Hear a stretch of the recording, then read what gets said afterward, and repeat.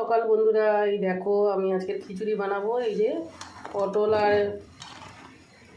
আর বেগুন কেটে নিয়েছি, ভাজা করব। এখানে টমেটো কেটে নিয়েছি, খিচুড়িতে দেবো। আর এইখানে খিচুড়ি বসে দিয়েছি।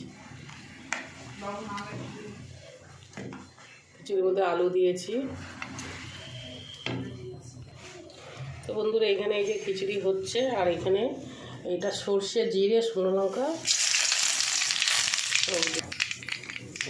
এবার টমেটোটা দিয়ে দেবো। খিচুড়িতে আমি নুন দিয়ে দিয়েছি, আর এখানে এইটা টমেটোটা গোলার জন্য একটু নুন দিয়ে দিলাম।